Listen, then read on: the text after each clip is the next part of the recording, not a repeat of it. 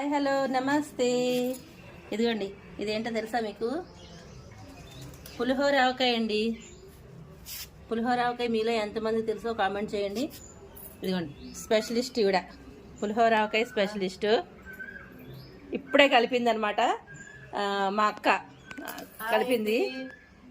అయితే నేనైతే ఎప్పుడు పెట్టనండి, ఇది నాకు తెలియదు. మా అక్క కలుపుతుంటే నేను చూశాను, నేర్చుకున్నాను. మనం కూడా పెట్టుకుందాం ఈసారి. ఓకేనా? వీడియో అయితే చేశానండి, ఫుల్ వీడియో వారణాసి వంటిల్లో చూసేయండి.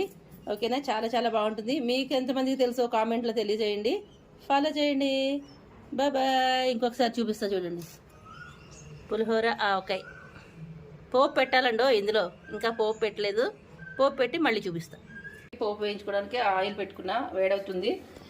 పోపు చూపిస్తారండి. ఇదిగోండి, శనగపప్పు, అలాగే మినపప్పు, ఆవాలు, ఒక 2 ఎండుమిరపకాయలు, పచ్చిమిరపకాయలు, ఫ్రెష్ కరివేపాకు, అలాగే ఇంగు చెప్పాను కదా, కంపల్సరీ ఇంగు వేసుకోవాలి.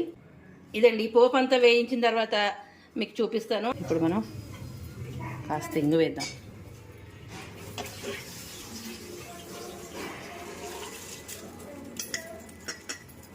ఇంతేనండి, పెద్ద బ్రహ్మాండం ఏం లేదు.